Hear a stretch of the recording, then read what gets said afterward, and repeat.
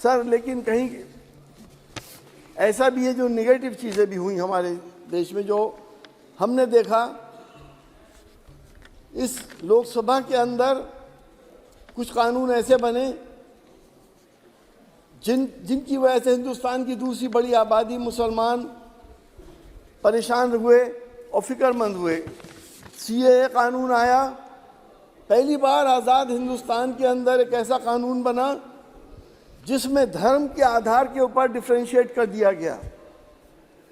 अगर श्रीलंका से, बर्मा से, बांग्लादेश से, पाकिस्तान से अगर कोई मुसलमान प्रताड़ित होकर हिंदुस्तान की शरण में आना चाहता है तो उसको नागरिकता नहीं दी जाएगी, बाकी सबको दे दी जाएगी। सर क्या ये हमारे कानून के दायरे में ये बात सही है? इसी तरह से आर्टिकल 370 हटाया गया। आर्टिकल 370 हटा, लेकिन 371 नहीं हटाया गया। हमसे कहा गया कि आतंकवाद ख़त्म होगा, लेकिन सर मैं यकीन से कहता हूं कि मैं अभी कश्मीर होकर आया हूं।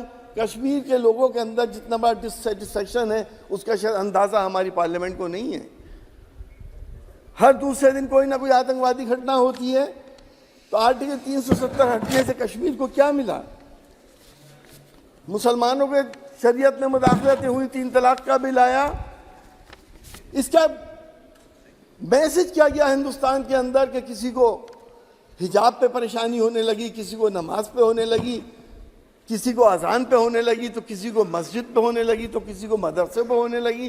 क्या सर ये वही देश है जो हमने साथ मिलके एक साथ अपना खून देके इस देश को हमने आज़ाद कराया था? आखिर ये किस जगह जाके रुकेगा?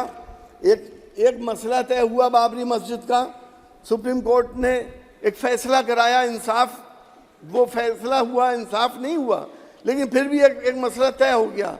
अब दूसरी मस्जिद का काम शुरू हो गया, उसमें भी एक जज साहब जो रिटायर होने वाले थे अगले दिन, उन्होंने एक फैसला दे दिया ज्ञानवापी मस्जिद में। इसके बाद मथुरा के बाद ताजमहल, कुतुब मीनार, दिल्ली की जामा मस्जिद और 3000 मस्जिदों पे जब ये लोग क्लेम करते हैं तो देश का हाल क्या होगा कि ये सोचने की बात है। पार्लियामेंट को और हम सब लोगों को इस पर गंभीरता से सोचना पड़ेगा कि हम अपनी आगे आने वाली नस्लों को क्या देके जा रहे हैं, प्यार मोहब्बत देके जा रहे हैं या नफरतें देके जा रहे हैं। ये इस सिलसिले को आखिर अब कब तक जारी रहेगा?